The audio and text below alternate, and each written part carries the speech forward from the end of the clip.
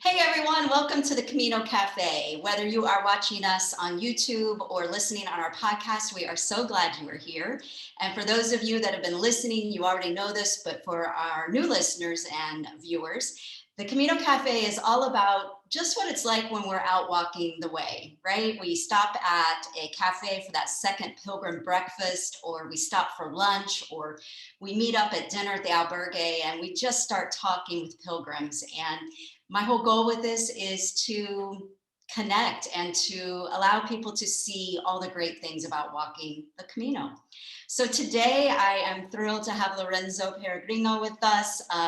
He is actually on the Camino as we're speaking. And so we're going to talk all things Camino today. And I think you're going to really enjoy our conversation. So Lorenzo, I just wanted to welcome you and thank you for taking some time out today to come to the Camino Cafe. Thank you very much for inviting me. It's a pleasure always to talk with pilgrims. And therefore, I'm today on the Camino because I really needed to come and to talk with pilgrims. I met someone from the States today in Molina Seca. Yes, and I was talking with a guy from Greece in Ocebreiro.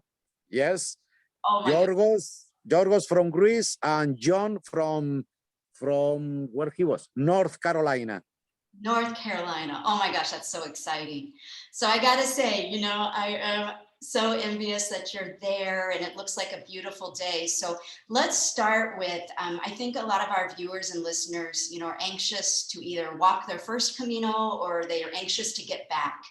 So let's just kind of start, since you're there on the ground, you know, obviously you've been seeing pilgrims. So, you know, how many pilgrims have you been seeing? Because I know you've been on the Camino a couple of times recently in the past couple of weeks, right? Well, yesterday, because, I used to visit the Camino because of my job. I used to go to the Camino very often. Yesterday, I was driving exactly the last 100 kilometers from Sarria on the French way. And I can tell you that it's really coming back to life. I saw the Camino pack as I saw it in 2019. I saw I would say that half of the businesses are open, hostels, bars, terraces, but I saw some places with the real pilgrims atmosphere, with the terraces, with 20, 25 people from different nationalities enjoying, drinking, you know, the Camino atmosphere.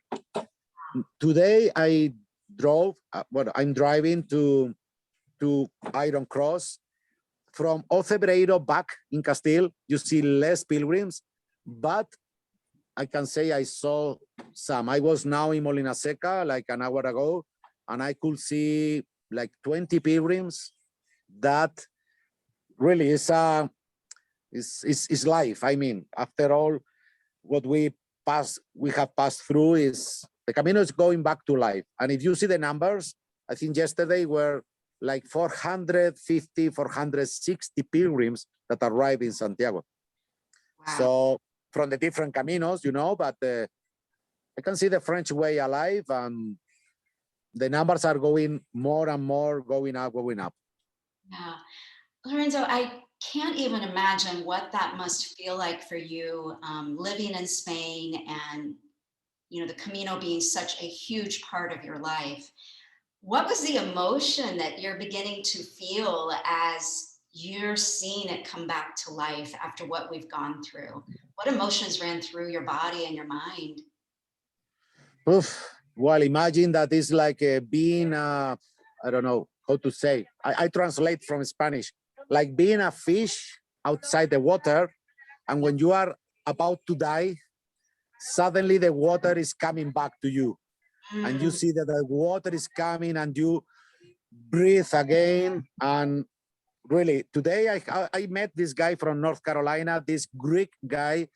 Yeah. Oh my God, and I felt on the Camino again. I mean, I don't need 2,000 pilgrims, just two half-an-hour conversation, life is back. The international meeting point for good people is working again. That is my concept. Wow. Fantastic. And I feel really glad. I hope that our governments, you know, all over the world will open borders, will give them, you know, will make it easy. never forgetting the pandemic and the virus that in Spain has been a drama. And Yes. I know some people who pass away, and not in my family, thanks God, and or my friends, but I think our vaccination program is going very well, very, very well. Well, you know, I will get my vaccine on Friday, and I'm 46. So by the end of July, I think for the first time in history, our government told us the truth. We will be 70% vaccinated by July. By July, that's fantastic news. Oh, Yes. I'm so glad to hear that. And I'm so glad to hear you're getting your vaccine. So one of the things that I really love about following you on Facebook and Instagram is you do that daily post that shows how many pilgrims are coming through. So first I want to thank you for doing that, because I'm also getting excited as I start seeing your numbers going up that you're reporting. So I just wondered, what made you start doing that for everyone? Well, I think I start because of the pandemic, you know, when the Camino was closed. I think in the States was the same, but we were in Spain, everybody were 45 days kept at home. I mean, you could go to the supermarket and everything. And of course, at that time, no pilgrims were on the Camino, nothing. And well, as soon as we could leave our villages and move because of a reason with reservations, some pilgrims start to walk. The very first day I start my Camino too, I was alone on the way. So since then, I wanted to show that the Camino is here. Even only one pilgrim walking keeps the Camino alive.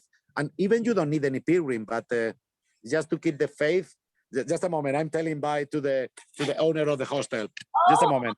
Bobo, say a big hug. Hi, that's Hola. you will. He's leaving now the place, but anyway, what I tell you, I just want to show the people that the Camino is alive. It doesn't matter 1, 2, 5, of course, 460 is wonderful. Yes. But is that? I love seeing those posts. And I think that I'm speaking for a lot of pilgrims. I think that you are giving all of us a little dose of inspiration every day when we start seeing those numbers going up. So it's really nice to wake up. And I know when I see your Facebook post that I'm going to see some good news, which I think we all need right now. Thank you very much. I do from my heart, and I'm the first one enjoying this. Sometimes I do it at night. Sometimes I'm too tired because I have a 5-year-old boy. So I go to bed with him to read a tale, and I sleep. So I have to do it in the morning. So the times change, but I'm the first one impressed when I see the numbers every day. When I see one pilgrim, I say, yes, there we are. Yes, that's one more person that's received the healing of the Camino, right? And seeing those numbers continue to increase is nothing but good news. You said earlier that your experience right now walking is it kind of feels like about 50% of things are open. So about 50% of the cafes, 50% of the albergues, would you say? Yes. It's what I see. I mean, I'm now driving, well, the last weeks from León to Santiago, especially the last 100. I mean, you don't have any problems of infrastructure. You have places to sleep, you have places to eat, the restaurants are open. Even yesterday, the government of Galicia made the timetable for restaurants bigger, more open, and the bars will not close at 11, will close at 12, and restaurants at 1. Even the pubs and discos can open now till 2 p.m. So, 2 a.m. 2 a.m. So imagine that we are more confident step by step, and well, I see the people on the Camino happy, and they have no problems. In the last 300 kilometers from León, and before, I know that you have always a place to eat, a place to sleep, and the Camino is alive. I'm talking about the French, but the primitive way is the same. The English way where I live is the same. The Sanabres from the south, and the Portuguese is very alive. some people from the States, now I think till Monday are not allowed to come to Spain, but they were allowed to arrive in Portugal. So I know some people from the States walking from Portugal, because the guy I met from North Carolina is not a pilgrim. He was a pilgrim and now is living in Molina Seca. He moved from the States to live in Molina Seca. Okay, a man after my dreams. That's exactly what I hope to do. So let's talk right now. You're literally in an albergue. So do you want to just give a shout out to the albergue what's the name of the albergue and the town that you're in right now? Well, I'm in the garden of the hostel of the albergue, but I'm not sleeping in this albergue because, I'm not a pilgrim, so I don't like to take any bed from pilgrims. But well, this is the Maison El Acebo. After, I will walk a little bit. After the Iron Cross, when you go down, this terrible way down, you walk through the mountains. I will show you now. Look, I love this. At the Iron Cross. Oh, Lorenzo, it's gorgeous. No, it is. It is, and it's a wonderful day today. Oh, it's well, just... Hola, perdona. Eres peregrino. Sí. And here you see a pilgrim having his dinner. Perdona, Where are you from? Madrid. Madrid. Oh, well, buen camino. Well, this is not prepared. I can tell you late. No. This is not prepared at all. We don't know each other. No worries. I'm in Washington in the US. And I'm also a pilgrim hoping to get back there. So buen camino. So glad that you were there. Where did you start walking? Leon. I started 3 days ago. 3 days ago. Oh, how's it going? 300 kilometers. Fantastic. So I do a podcast. So right now you are on a video for a podcast and a YouTube channel. It's called the Camino Cafe. So welcome. And I will watch it. My God, I don't know if I should sit down here with him and we do the interview together. Whatever you want to do, Lorenzo, and if he's open to it, I'm open to it. That's what the Camino Cafe is all about. So the Camino is what you plan. Well, you plan a Camino and the Camino takes you where the Camino wants to take you. You never know. Exactly. So we wait for you here. Come and visit. Well, I think I trying to get there. Es que no lo he entendido lo que... Sorry, just a moment. Es un programa en directo sobre el camino, allí desde California. Sí. Y bueno, me está entrevistando a mí, pero claro, estaba enseñando el sitio. Ah, ok. Y digo, a ver si nos sentamos juntos y tal, pero me parece mucho. No, ahora sí. I'm sorry, but I am tired and I will just enjoy the atmosphere and everything, but I invite you and everyone to come and visit because it's an amazing experience. And now we are really going much better in Spain right now. Yeah. Well, thank you so much. I'm buen camino. So glad you're there, and I hope you have a wonderful, wonderful walk.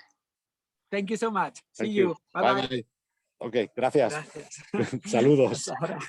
Sorry, I go back to my place. Okay. But really, this is a live from the way. I love it. I love it. It is so. I saw him when I went to the corner where I can see the mountains. Yes. He's there enjoying his dinner with a wonderful view. You saw. Oh, that view is gorgeous. Just gorgeous. So let's talk. I've got so many things I want to talk to you about. You grew up in Spain, and I just wonder, was the Camino always a part of your life, or was it just kind of like, yeah, this thing's in my backyard and, I don't know if I'll ever do it, or, at what point did you know you were going to walk, or did you walk as a kid even? Well, it's a long story, but I will try to make it shorter. I always like the countryside, to walk on the nature and everything. But this story with the Camino began in 1993, was the first holy year when the government of Galicia made all the hostels along the way and made some publicity about the way. So the government of my region, where I was born, where I grew up in the south, had an agreement with Galicia, and 18 years old, from 16 to 18 years old teenagers, we came like, you know, it was a trip like paid by the government. I remember something like $100, 15 days walking from Ocebreiro to Santiago. Let's come and discover the Camino. So I did it when I was 18. When you were 18. And well, I fell in love with the Camino. It was something amazing that I think I didn't really realize at the time, because, you know, you are 18, you are crazy, you are enjoying, and 25 kilometers is nothing. Right. But later I went to to the university. I finished my career, my studies of tourism. I got my first job. I didn't like the first job and I had some problems. So I quit that job in 1998, 5 years later. And I don't know why, one night I dream about the Camino. I dream about what I did in 1993 when I was 18. So I took my last money, the last money I had, and I went to France and came back to Santiago. And that was the Camino that changed my life forever. My point of view, my perspective, my ideas, my political ideas, everything. I met my best friend, but it was 5 years before the first Camino. That was just something, activity organized for young people. Yeah. Wow. That was the beginning. So 1993, you arrive in Ocebreiro. I can't imagine how different it might be, or is it? How different is the little tiny village of Ocebreiro compared to now to 1993? Well, I can tell you, 1993, Ocebreiro was a living hamlet. I mean, there were like, I don't know, 10, 15 families living from the cattle. And there was, of course, the church that is 1,000 years old, more than 1,000 years old. And there was only one. If you see the church on the right, there is a house there where now lives the priest. That was the only bar and the only place you could sleep there. There was nothing else. Now you have like 6, 7 restaurants, 2, 3, no, maybe no, 7 or 8 accommodations. You have a public hostel, everything. There was nothing, only that bar. Even our group, we slept in the back of the church, sleeping in tents. We had tents and we slept in tents, and we went to this bar and they had a small hostel, and we could use the shower and the facilities. But it was like that. It was a very real experience. The church was not restored. I remember the Christ was like black, Yeah. because of the smoke of the candles for so many centuries. Yeah. Now the Christ is restored and everything is shining with nice lights and everything. But it was different. I don't like to say it was better or worse. It was very different. Yeah. What would you think, you know, Ocebreiro is so special to my heart because of the priest, you know, that lived and worked there, and, you know, is credited for kind of reinvigorating the Camino with the arrows and whatnot. What do you think he would think today if he could see how the Camino has grown? You mean about the priest of Ocebreiro, Mr. Elias? Yes. Well, for me, I'm a great fan of Mr. Elias because of him and his vision, you and me, we are talking today. Yes. And 3 hours ago, I always light a candle on his grave. His grave is on the church. And well, he was a visionary. He knew what was going to happen. Even he has because a friend of mine there in Ocebreiro, Jose, is the nephew of Mr. Elias. And when he was 12, 13 years old, was the one as a teenager, early teenager, he went with his uncle from the Pyrenees, painting the yellow arrows. So he's a good friend of mine. I was now having some lunch at his home with the hands that painted the first yellow arrows. And he's telling me, I like him to tell me stories about Mr. Elias. and he said many times, he was asked many times, what are you doing painting yellow arrows? And he said, I'm preparing an invasion. I'm preparing we will be invaded. People laugh, you know, in the 80s, people laugh at him, said, oh, this crazy, tiny, thin man from Galicia.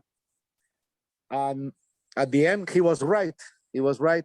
He was an academist. He wrote a lot about the Camino, about the history, about everything. He wrote the first guide of the Camino, and he painted the yellow arrows. That was one morning idea. The other day, Jose told me the story. He was 13 years old. He was in Navarra, in the Pyrenees. And Mr. Elias was watching the signals of what in Europe is called the great trails or small trails. I don't know if you see these red and white strips that point some trails. So Mr. Elias saw that and said, what is that? And somebody told him, no, that is a signal showing the big trail. I mean, it's a net of trails in Europe. The big trail number, I don't know. And then he said to his nephew, to Jose, we should do something to point the way to the pilgrims. Then the nephew said, why not a yellow painting? Because you can see it very well in the morning and at dawn. And they said, okay, let's go. They bought the first yellow painting was bought, but later the government gave him some painting left from the roads and all this stuff. And this is the beginning of the yellow arrow. Sorry, I speak too much, but it's a story that I love. Jose, you have not. I've had tears in my eyes and I literally have chills. I don't know if it was maybe just 2 weeks or so ago, you had a photo on your Facebook page where you had lit a candle for him at the church there in Otebrero. And I was so moved by that. I don't know, he has become, for me, really important in this last couple of years because I just really admire what he's done. And, you know, I think you're absolutely right. I don't know if, you know, this girl from the US would have made it to Spain had it not been what he did. And the fact that I never got lost because of his idea means so much to me. And the symbol of that yellow arrow every day impacts my life. I'm really glad to hear that because, well, sometimes I suffer when I'm in Ocebrero and I see people going to the church and they light candles to the Holy Chalice or other places. And many pilgrims go and leave the church without knowing the story of Mr. Elias. And well, he was the first one. And I don't know, for me, he's a saint because, you know, I met the Camino. I met my job. I work on the Camino, as you know. I met my wife. I have a son because of the Camino. So I always light a candle and I say thank you to this guy. For me, well, he's always traveling with me, Mr. Elias. Yes, I can't wait to get back there and light a candle for him. Thank you for sharing that story. Hearing that his nephew still lives there and that he was involved is really just a special story. When you arrive there, you ask for Jose. Jose Navarro is his name. Awesome. He will tell you many, many stories. I will definitely do that. So you've been walking since 1993, which planted the seed. In 1998, you go back and it transforms your entire life. You meet eventually your wife, you have a child who now is your little peregrino who walks on the Camino with you. You are, you know, I know that you have taken many, many people and have facilitated their walks. So not only are you a pilgrim, but you are paying it forward, paying it back by helping other people experience the Camino.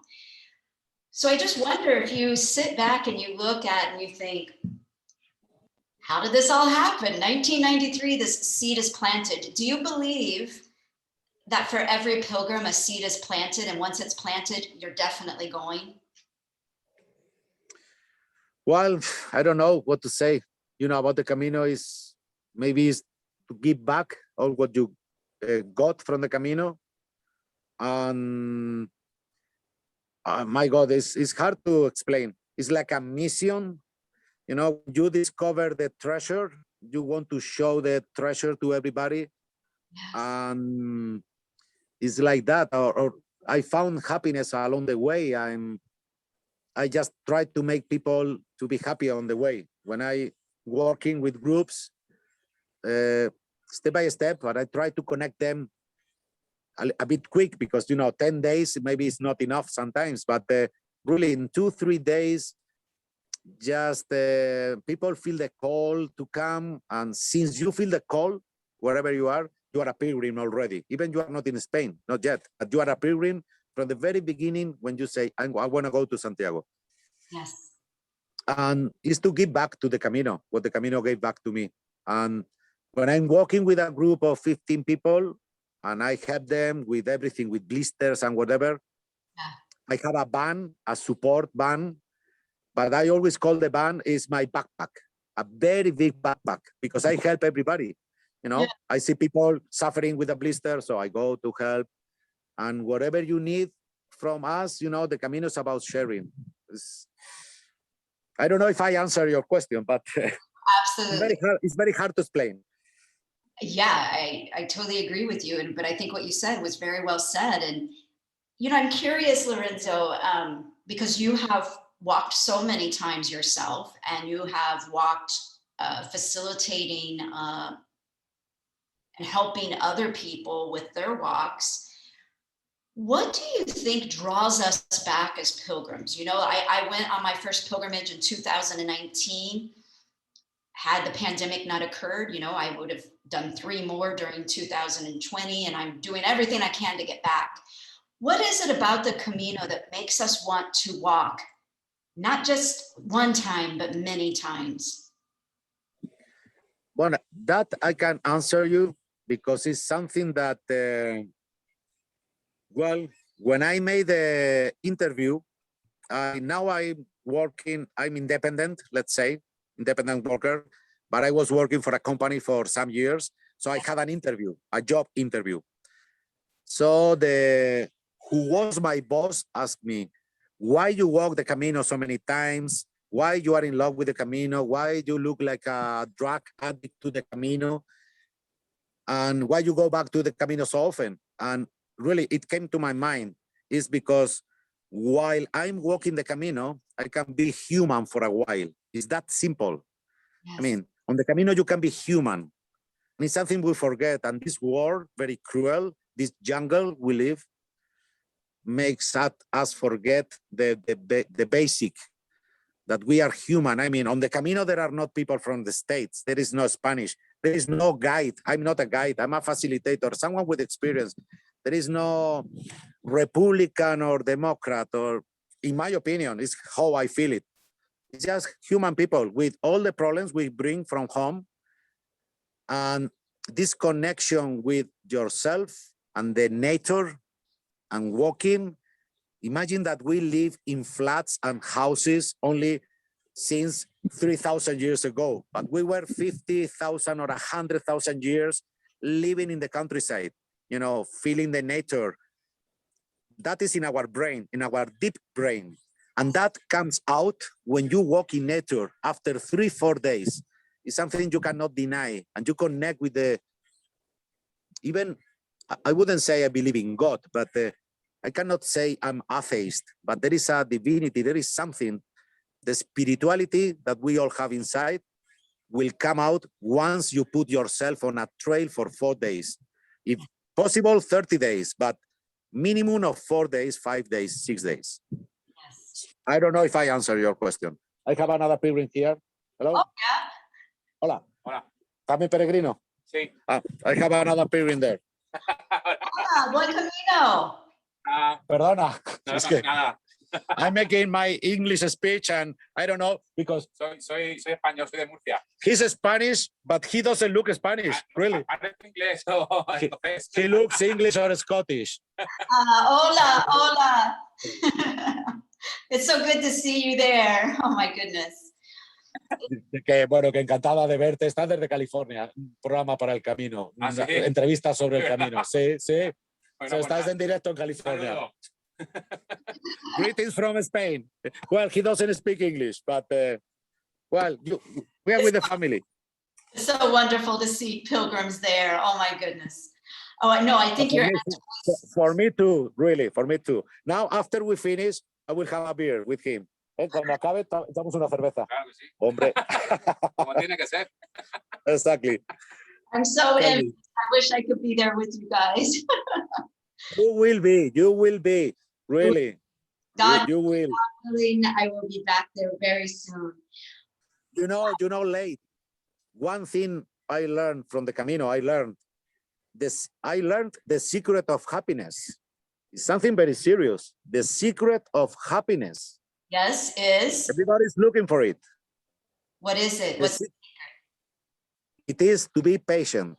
To be patient. When you are in a bad moment, just wait, relax, resist, have faith, because the good moments will come back for sure, 100% sure. It's only to be patient, to be patient. That is the secret of happiness. Don't desperate.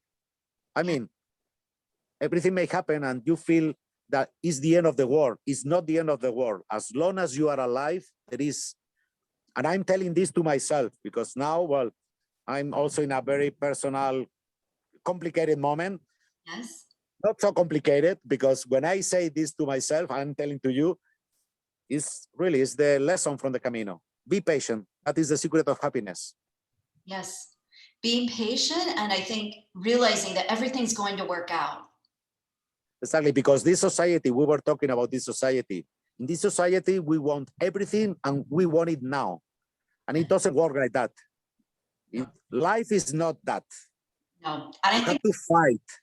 yes, I think this last year has been a huge lesson for all of us, right? To realize that maybe many things we might have been taking for granted because things came easier, and we've really had to sit with patience, waiting for Exactly. the to reopen, right? And waiting for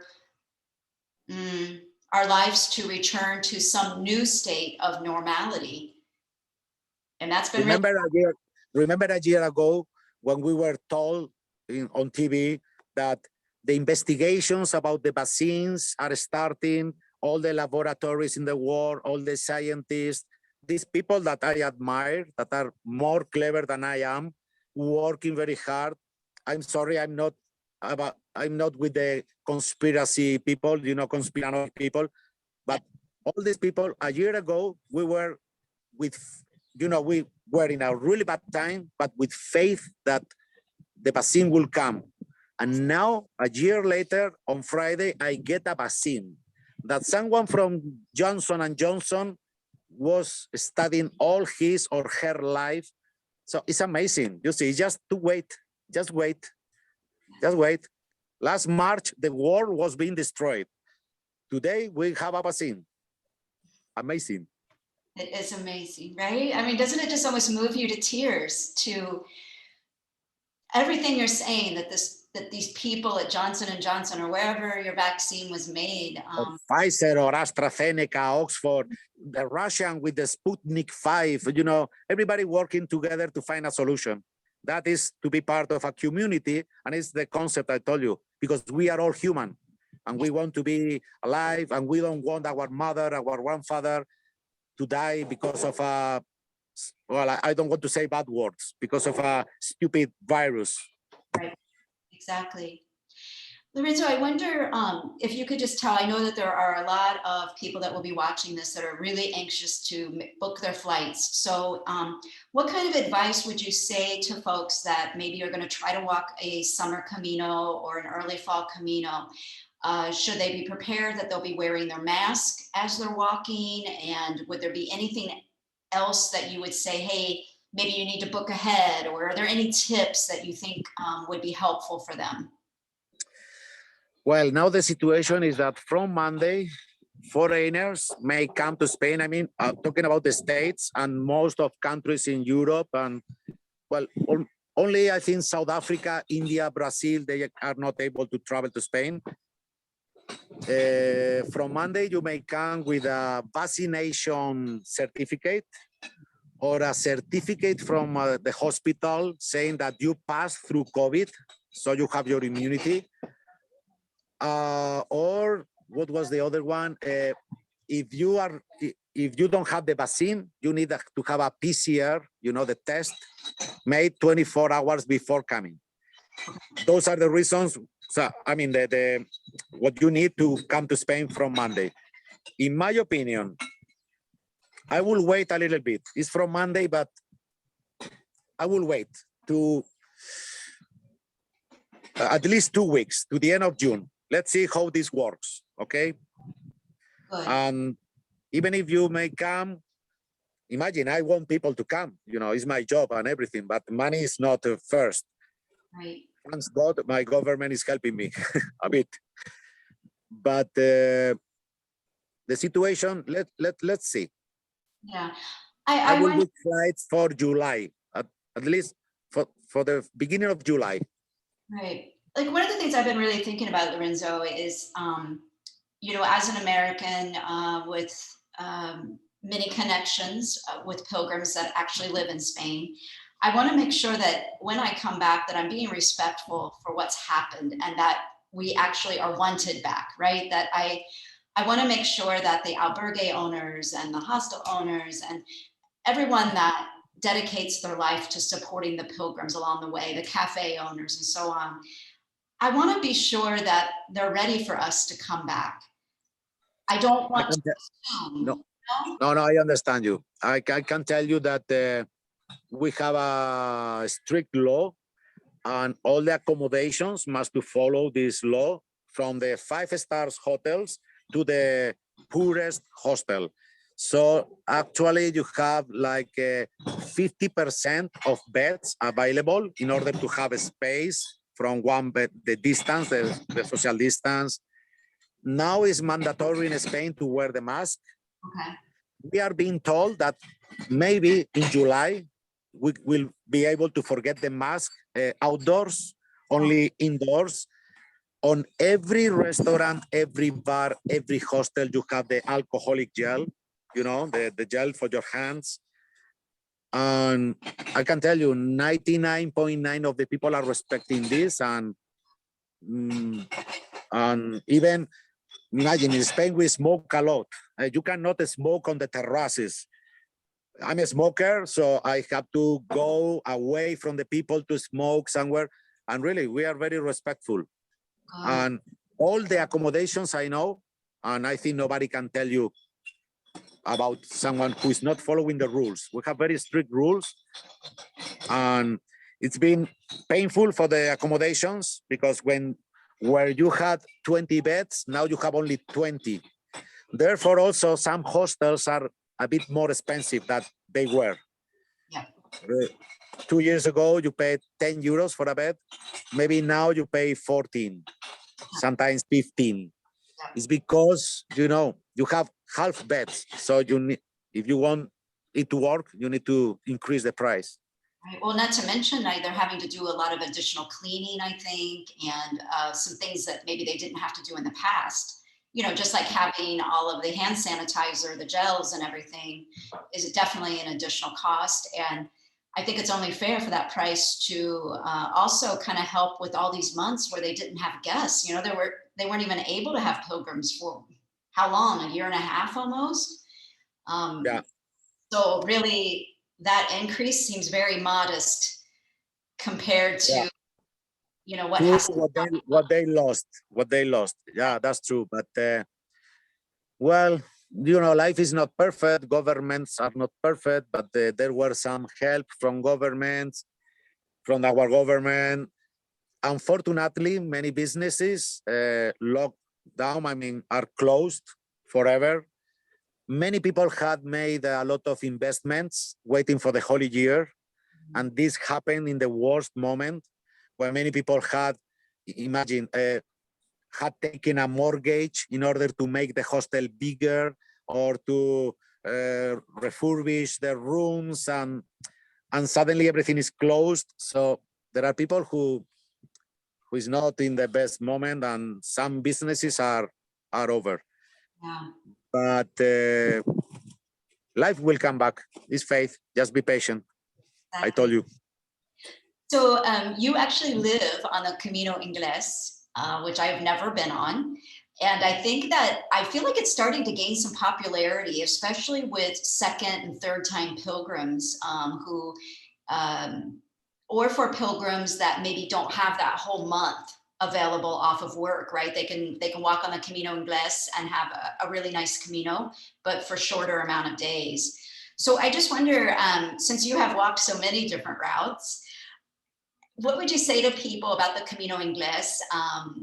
Would you recommend it to people? And what's different about it when you look at, say, if you were to walk from instead Soria versus walking the Camino Ingles, what would be different for people?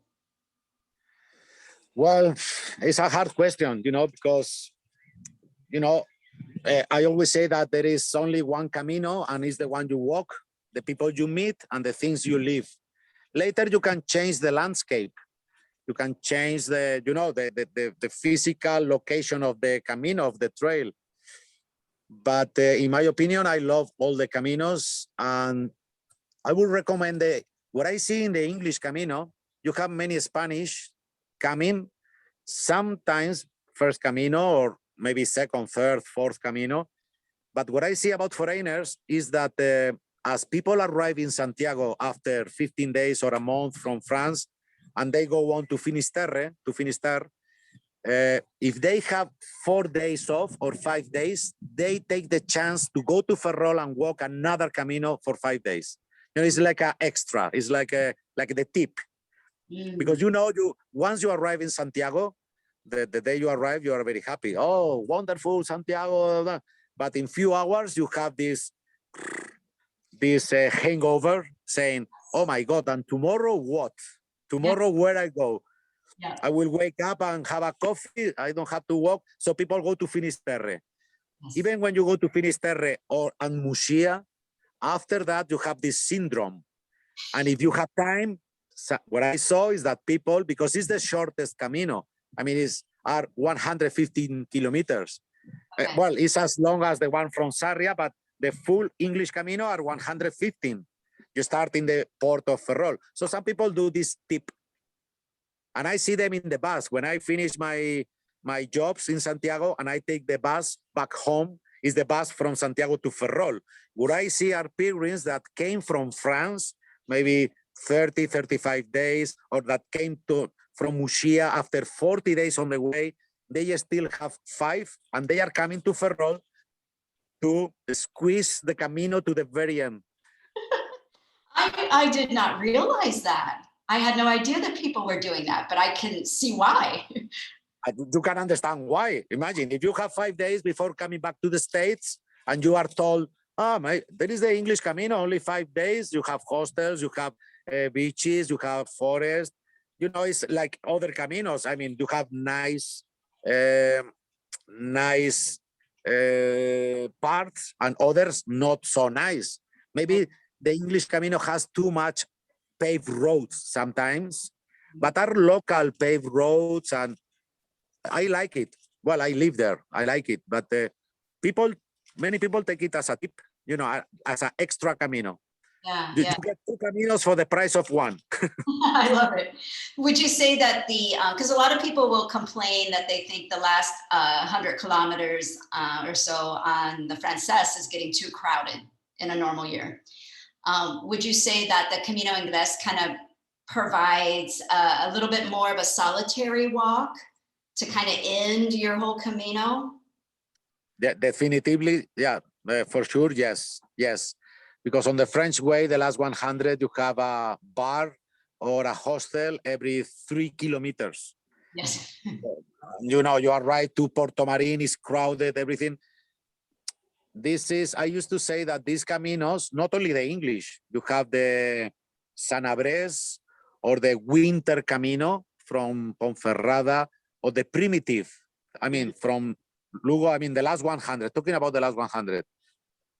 You have 1-2 accommodations on every stage.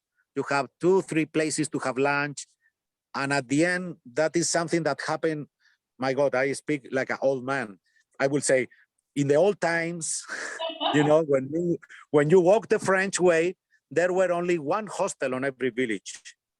So that was very good to create your, what I call the Camino family. Yeah. I mean, you left Burgos and you went to Castrojeriz. In Castrojeriz, there were only one hostel. Oh, wow. So you left when you wanted, but you knew that the people you met yesterday will be in Castrojeriz because there is only one place to sleep. So in these Caminos, not so crowded, it's easier to create your Camino family because probably you will finish, you will have lunch in the same place and you will have a drink in the same place and you will sleep in the same place. Mm. Oh, That is the concept. yeah, that's a really good point. Therefore, I look for unknown caminos or not new because the caminos, you have plenty caminos. Now you have places like the Camino Olvidado from Bilbao, the Camino da Lleira from Braga. Are caminos hard because you have a simple, easy yellow arrow that you really have to pay attention.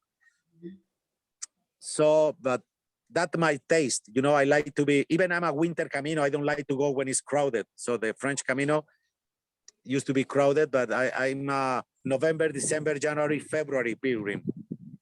Because even in the French, if you walk in January, it's wonderful because very few accommodations are open and maybe there are only 15 pilgrims. So you do your Camino family. In the French, in the last 100.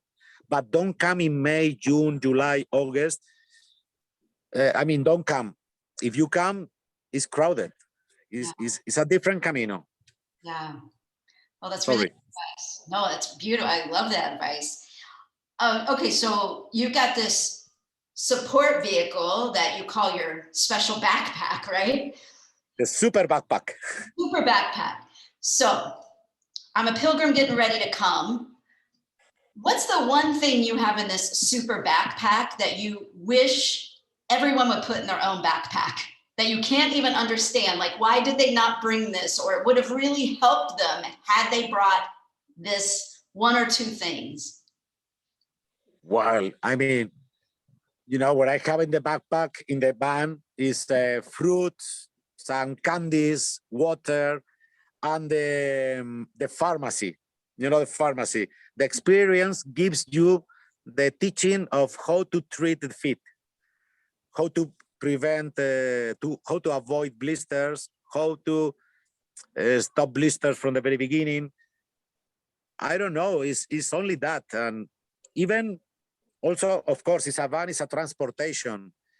When I see people suffering on the way, because you see people limping, you say in English, limping, Yes. and forcing themselves to arrive to a place. I mean, you must listen to your body. If you leave Sarria, let's talk about the last 100 that everybody knows. You leave Sarria and you plan to sleep in Porto Marín. That is nice, it's a plan. But the funniest thing for God is a man with a plan. So if after 15 kilometers, you have a problem, you really have a problem, don't force yourself, don't put yourself to the limit. So this backpack allows me to say, okay, the Camino today, my advice is you should stop today, because if you cross the line, you will not be able to walk tomorrow. You must listen to your body. Of course, this is an organized trip. This person will miss maybe 10 kilometers or 6. Also, the people joining my groups, not all of them, of course, not all of them, but some people have some physical problems, are over 70, never walk. They want to walk the Camino, but they never train. So this van is very funny, really. I feel like the devil. I mean, I'm the devil of the Camino because they suffer a lot when they walk the stages. And every 3-4 miles, they find me. I mean, they look at me with the temptation of a van. Can you imagine when you are suffering your pain and you know that you paid for that van? I mean, it's yours. If you say, I go, you go. Right. But I look at them saying, are you feeling pain? I can see, okay, let's come here. I will take a look. Let's see. Okay, you have a blister. Okay, let's take care of this. I will give a massage. Okay, take this anti-inflammatory. Blah, blah, blah. But go on walking because this is the Camino. This is not, this is about walking. Yes. My God, this is hard to explain. It's really late. No, that's It's hard to explain. really good But explanation. in this band, we help everybody. If you need, sometimes I convince people, I say, no, really, if you go on walking, you will not be able to walk tomorrow and your Camino is over. I mean, from my group and from to anybody on the Camino. Yeah. Or I see someone without water, asking for water, okay, water. Or you see a family coming with 2 kids that I love. And then you have candies, you have chocolates, and the kids pass by and you say, hey, St. James sent to me these 2 Oreo biscuits. And then children say, oh my God. I would say that if you gave me an Oreo or candy, that would be wonderful. Lorenzo, you know, one of the things I always think about when, you know, I've been reading a lot of Camino books, and there's a lot of people are like, you have to walk the Camino a certain way. You have to, you know, do it like the ancient pilgrims. You have to walk this many miles. You have to walk backwards and barefoot, you know, all the things that can happen. So there's that extreme. And then there's the rumor I've heard of being called a tourist grino, you know, someone who is more the turigrinos. You know, you have this concept, turigrinos. Peregrinos. I don't ever want to be a Torregrino. So living in Spain, what would you say, you know, what gives somebody that reputation of being a Torregrino? What is it they do? Are they rude to people? What happens? When I can tell you first, this is something I think a lot on my Caminos. I walk my Caminos with a backpack. I never send the backpack from one place to another. I sleep always in hostels. Those are my personal Caminos. In this life, people always think that the way you do things is the best way. So as I walk 40 kilometers a day, if you walk less, you are not a pilgrim, because I'm the pilgrim. If you send your luggage from one stage to one accommodation to another, you are not a pilgrim because you are not carrying. So we are always judging others, thinking that we do always things better. That is something very human, and it happens not only on the Camino, everywhere in your job. You know, you have a colleague that is always doing things better than you. What I say, and I work helping these people walking. Honestly, there are people that cannot carry a backpack. There are people that cannot walk 15 miles a day. And also there are people that on their backpack, they have the sin of laziness. I mean, you don't come to the Camino to suicide yourself, to put you to the limit. People come here to enjoy. So some people have the sin of laziness in the backpack, and they want services, best accommodation, a van just in case, the best food, everything. In the other side, you have these people judging the Camino of others. They also carry a sin on their backpacks, and it's the sin of pride. The sin of pride. You are judging others. And I always like, and I told this story in many interviews, well, not many, I mean, I'm not famous, but I can tell you, I'm translating from Spanish. I was a Taliban of the Camino. Taliban, you know, like a terrorist of the Camino. I was for 10 years saying who is a pilgrim and who is not a pilgrim. Usually, who is not a pilgrim are those who didn't walk the Camino the way I did. So I remember one Camino. Honestly, this is a real story, and well, I tell always in the place it happened.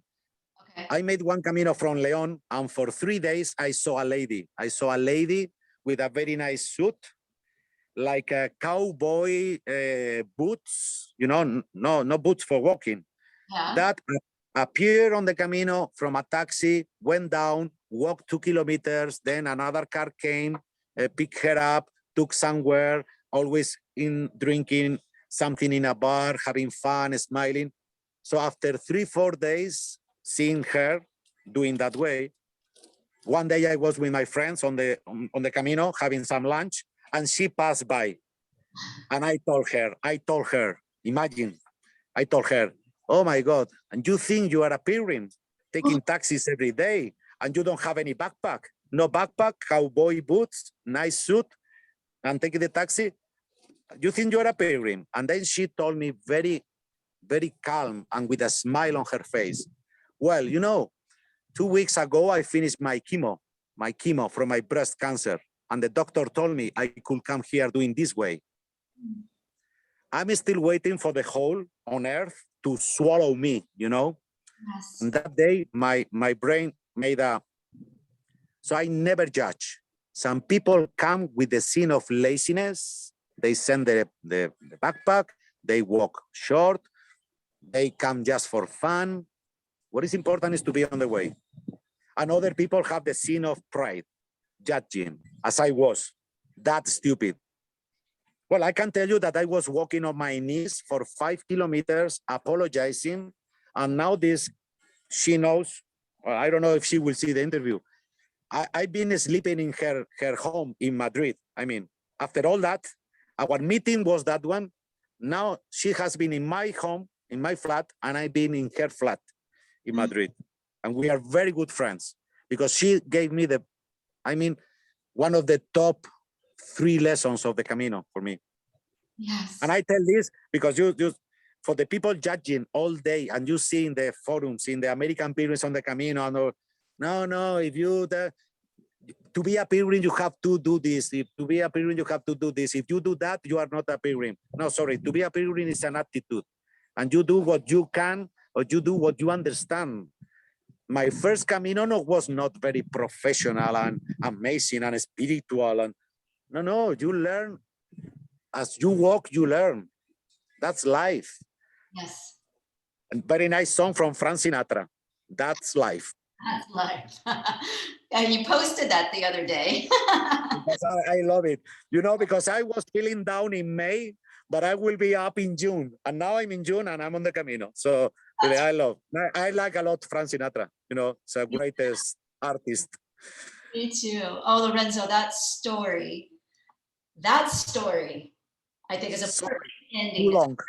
Ending to our interview, because I think it illustrates so many things about the Camino. And that was such a magical moment, a moment of connection between you and her, and a moment of humility that the Camino gives us, right? And shows us the things that we still need to work on, because we all have those things.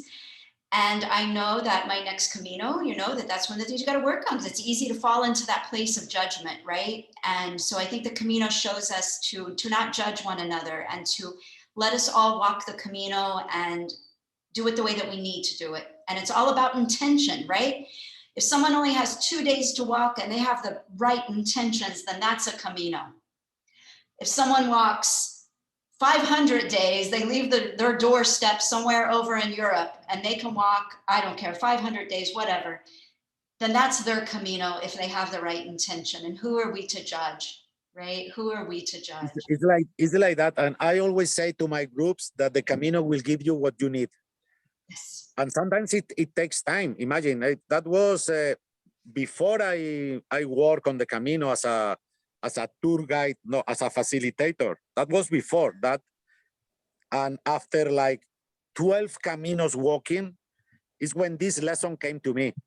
I mean, I was that stupid for about 15 years, telling everybody, oh, I walk 10 Caminos, and I will tell you what is to be a pilgrim. And I will let you know what you have to do and what you haven't to do. And then the Camino comes and slap in your face. Yep. And I'm so glad, so thankful, because so I will never judge. And people may think that, oh, he's defending his business. No, I'm sorry. No. Who has been on the Camino and has made the Camino, and you can make the Camino in one single day. You don't need 100 days. or 100 Caminos. In one single day, you can feel the Camino. If you understand the feeling, you know what I mean. Yes, absolutely. Oh my goodness. I want to keep asking you a million questions, but I know you probably want to get to that beer that you can share with a fellow pilgrim. Me dice, well, I will ask him.